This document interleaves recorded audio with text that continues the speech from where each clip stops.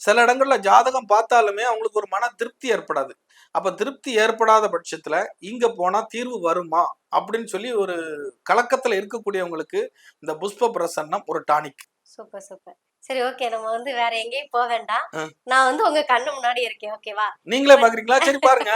ஆமா, எனக்கு இப்ப நீங்க சொல்ல போறீங்க. பாருங்க, ஒண்ணும் பிரச்சனை இல்ல. ஓகே, என்ன பண்ணலாம்? இப்போ உங்களுடைய பெயர், உங்களுடைய வயசு சொல்லுங்க. என் பேரு ரவீனா, 29 வயசு. 29 வயசு. ஆமா. உங்களுடைய குல தெய்வத்தை மனசுல வேண்டிட்டு இந்த 12 கட்டத்துல பூவை ஒரு கட்டத்திலையும் பழத்தை ஒரு கட்டத்திலையும் வைங்க.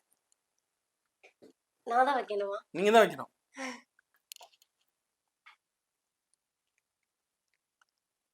ஓகே, வச்சிட்டேன்.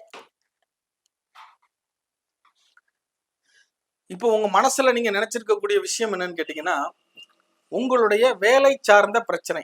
இந்த வேலை சார்ந்த பிரச்சனையில இருந்து உங்களுக்கு மறுபடியும் உங்களுக்கு வேற இடத்துக்கு போகலாமா, அல்லது வேலையில மாற்றம் கொண்டு வரலாமா, அல்லது இதுக்கு நமக்கு ப்ரொமோஷன் கிடைக்குமா கிடைக்காதா, இது சார்ந்த விஷயங்கள் உங்க மனசுல ஓடிட்டு இருக்குது.